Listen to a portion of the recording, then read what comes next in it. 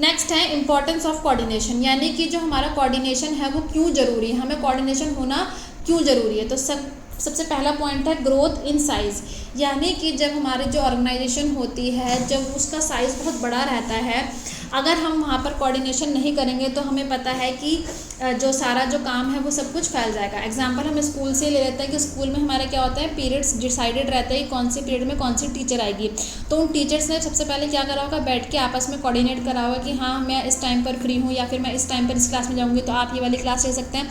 अगर टीचर्स ने कभी कोऑर्डिनेट करा ही नहीं होगा तो क्या होगा कि एक ही क्लास के अंदर 2-2 3-3 टीचर्स आ जाएंगे, बिकॉज पहले बैठ कर के उन्होंने डिस्कस नहीं करा था। तो सेम ऐसे हमारा ऑर्गेनाइजेशंस में होता है कि जो हमारा सेल्स डिपार्टमेंट होता है वही तो जाकर के प्रोडक्शन डिपार्टमेंट को बताएगा कि हाँ हमारे जो आइटम है वो फिनिश हो चुका है, अब आप उसको और ज़्यादा क्या करो, प्रोड्यूस करो, या फिर अभी हमारे पास इस चीज़ का स्टॉक बना हुआ है, आप जो है प्रोडक्शन को रोक दो। लेकिन अगर वहाँ पर कोऑर्डिनेशन होगा ही नहीं और हमारी ऑर्गेनाइजेशन काफ़ी बड़ी है तो हमारा जो काम है वो बिल्कुल भी जो है सही तरीके से नहीं हो पाएगा।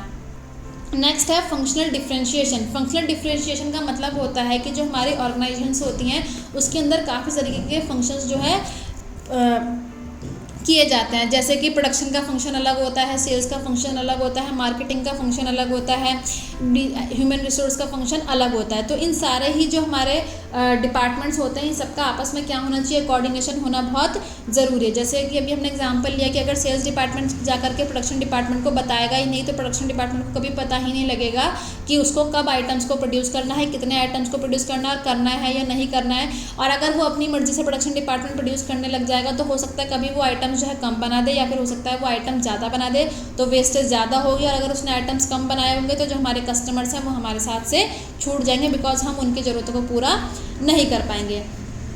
लास्ट है स्पेशलाइजेशन। स्पेशलाइजेशन का मतलब होता है कि किसी भी काम को करने में एकदम परफेक्ट हो जाना। जैसे कि अगर हम जो है मार्केटिंग का डिपार्टमेंट की बात करते हैं तो जो हमारा मार्केटिंग वाला सेक्टर होगा हम उसको स्पेशलाइज करना चाहते हैं, हम चाहते हैं कि हम इस काम में परफेक्ट हो जाए। तो परफेक्ट होने के लिए हमारे मार्केटिंग की एक टीम होगी, उस मार्केटिंग की टीम के अंदर हमको कोऑर्डिनेशन बिठाना पड़ेगा, क्योंकि एक काम जो है एक ही जो जना होता है, जो या फिर अगर हम बात करें एक ही पर्सन, जो एक पर्सन है वो सारा काम नहीं कर सकता। एक हमारा लोगो डिज़ाइन करेगा, एक हमारा जो है लोगो से जाकर के डिस्कस करेगा कि आपको किस तरीके के प्रोडक्ट चाहिए, कि क्या आप हमारे प्रोडक्ट्स में ये चाहते हैं या नहीं चाहते। एक जो हमारी टीम होगी वो जाकर के बताएगी लोगों की हमने एक नया प्रोडक्ट लॉन्च करा है।